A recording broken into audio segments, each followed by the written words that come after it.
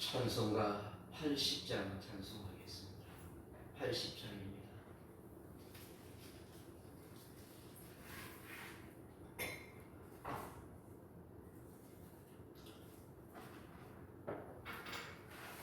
찬송가 80장입니다.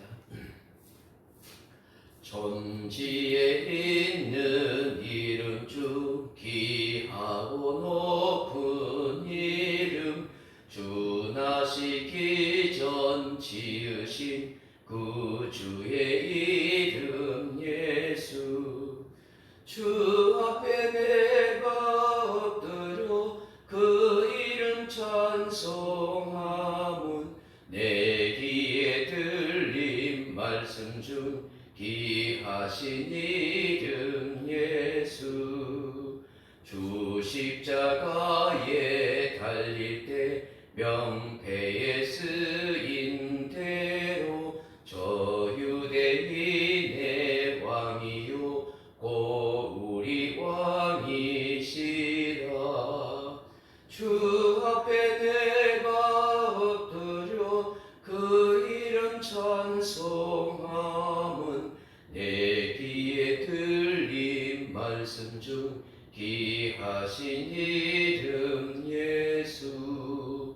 지금도 살아 계셔서 언제나 하시는 일, 나 같은 죄인 부르사 참 소망 주시도다. 주 앞에 내가 엎드려 그 이름 찬송하문, 내 귀에 들린 말씀 중 귀하신 이름 예수. 주 예수께서 영원히 어제나 오늘이나 그 이름으로 우리에게 참 복을 내리신다. 주 앞에 내가 엎드려 그 이름 찬송하문, 내 귀에 들린 말씀 중 귀하신 이름 예수. 아멘. 하나님 말씀은 히브리서 12장 1절로 2절 말씀 같이 읽겠습니다. 히브리서 12장 1절 2절입니다. 이러므로 우리에게 구름같이 둘러싼 커다란 정인들이 있으니 모든 무거운 것과 얽매이기 쉬운 죄를 벗어버리고 인내로서 우리 앞에 강한 경주를 하며 믿음의 주여 또 온전하게 하시는 이인 예수를 바라보자. 그는 그 앞에 있는 기쁨을 위하여 십자가를 참으사 부끄러움을 개의치 아니하시더니 하나님 보좌 우편에 앉으셨느니라. 아멘. 사랑하는 성도 여러분, 오늘 본문은 우리에게 중요한 영적인 깨달음을 말씀합니다. 우리의 신앙생활은 달리기 선수나 마라톤 선수와 같다라고 그렇게 말씀하는 것입니다. 1절 하반절에 보시면 우리 앞에 당한 경주를 하며라고 그렇게 말씀합니다. 여기 경주라는 말은 트레코라 하는 말인데 빨리 달리다, 다름질하다, 경기장을 달리다 하는 그런 표현입니다. 은유적으로 노력하다, 분투하다, 힘쓰다 하는 뜻도 있습니다. 우리 앞에 펼쳐져 있는 그런 어떤 경기장이 있는데 이 경기장에서 우리는 달리기 선수와 같습니다. 이것이 우리의 신앙생활입니다 라고 그렇게 말씀합니다.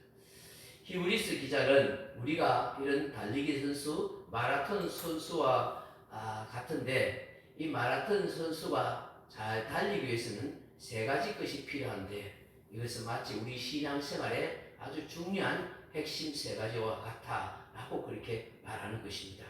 그것이 무엇입니까? 첫째를 보면은 무거운 것과 얽매이기 쉬운 죄를 벗어버리라 그렇게 말씀합니다.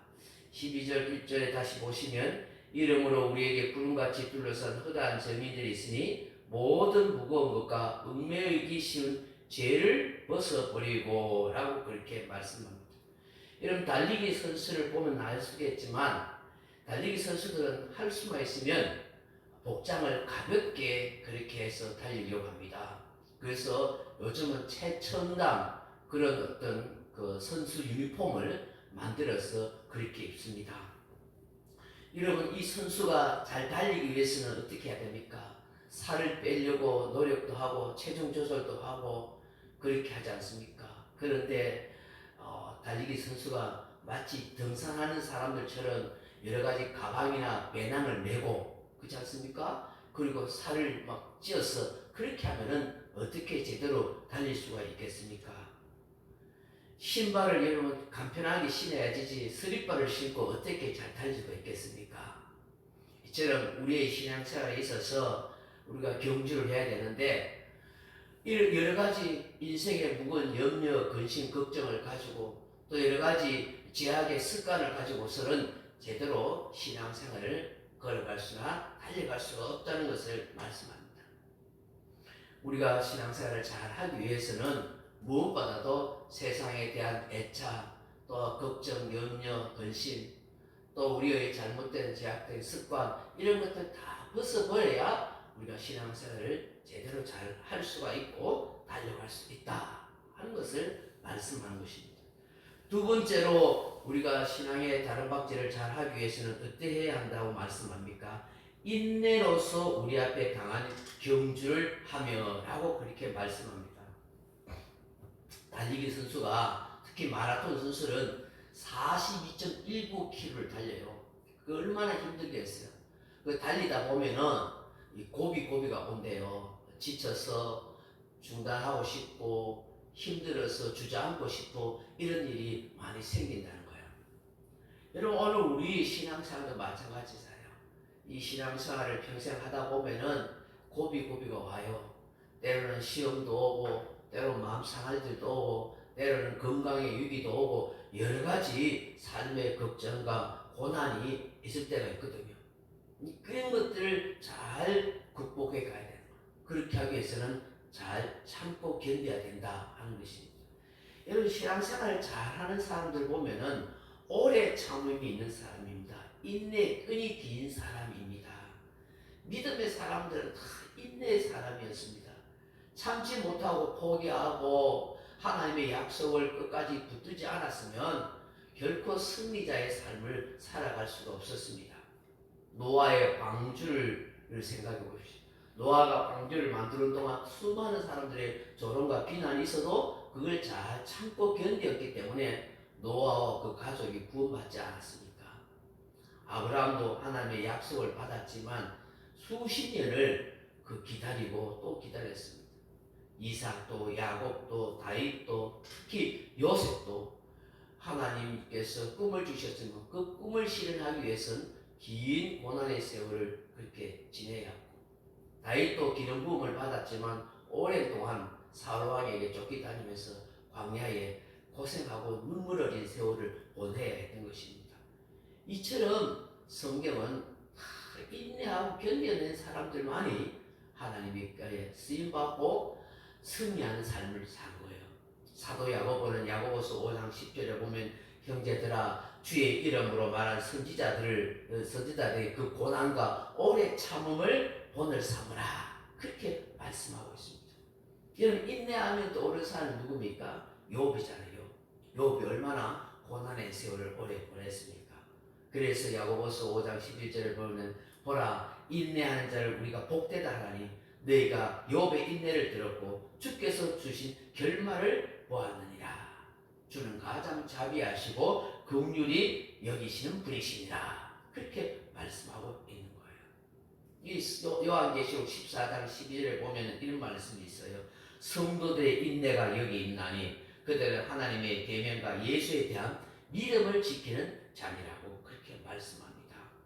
우리가 신앙생활 하다 보면은 시험이 옵니다. 걱정도 옵니다. 또 여러 가지 건강이나 삶의 위기가 옵니다. 이럴 때 잘 견디고 이기고 신앙생활을 또 잘 하려고 애를 써야 되는 것입니다. 주저앉아 버리면 끝나는 것입니다. 영적으로 손해보고 육체적으로 경제적으로 어려움 당합니다.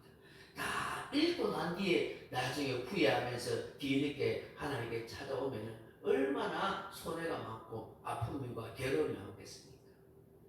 잃어버리기 전에 회개하고 잃어버리기 전에 하나님의 은혜를 다시 구하고 영적으로 다시 일어서야 돼요. 그걸 못 깨닫는 사람이 너무 많은 것을 봅니다. 참 안타까워요. 인내하는 신앙으로 살아가길 바랍니다.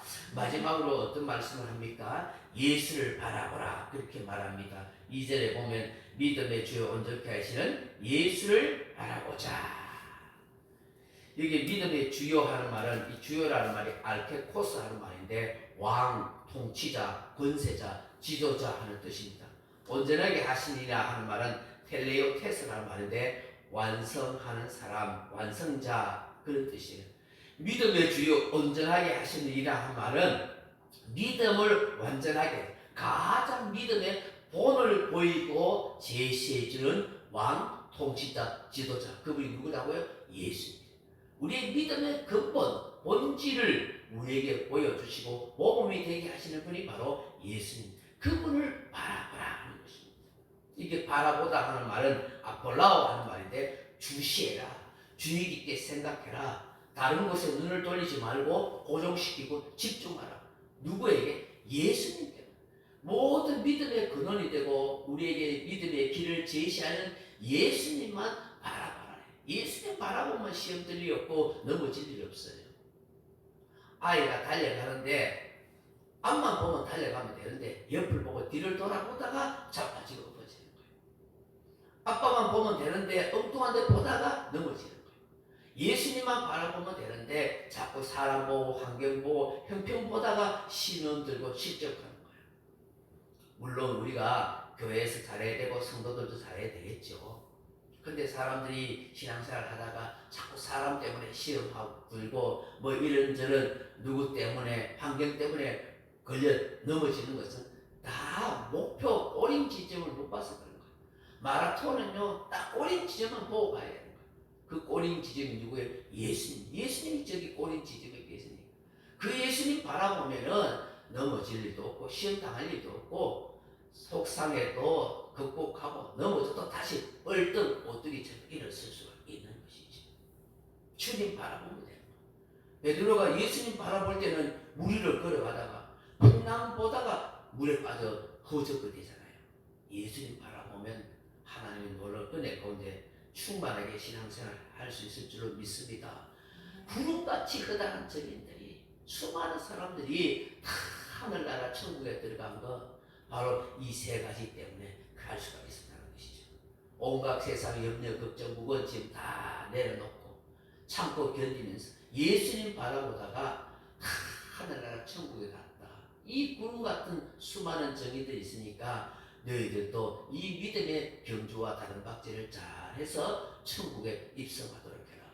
예수님께서 저 하늘의 기쁨을 누리고 영광을 누리기 위해서 그 십자가의 수치와 고난을 다 감당한 것처럼 이 땅에서의 고난과 수치도 이겨가다.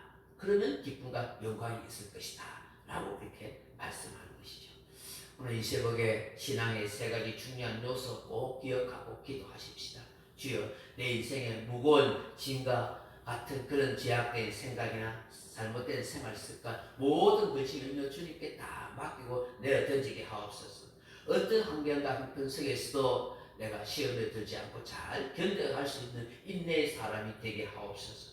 주여 사람이나 환경 바라보지 않고 내 믿음의 근원이고 모범이 있으니 예수님 바라보고 잘 달려갈 수 있도록 도와주옵소서.